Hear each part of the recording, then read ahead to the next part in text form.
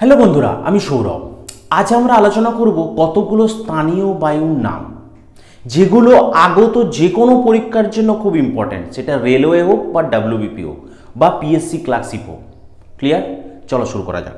দেখো, প্রথমে কি আছে? চিনুক। এই বায়ুটা দেখা যায় কোথায়?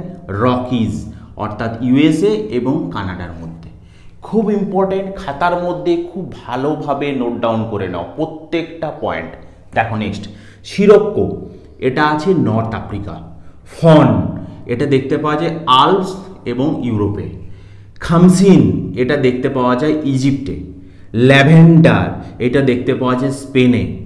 নরওয়েস্টার, এটা দেখতে পাওয়া যায় নিউজিল্যান্ডে। এবং ইয়োমা, এটা দেখতে পাওয়া যায় জাপানে।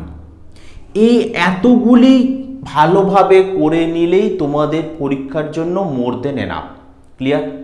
যদি বুঝে থাকো তাহলে বলো তো এই মিস্ট্রাল, এই স্থানীয় বায়ুটা কোথায় দেখতে পাওয়া যায়?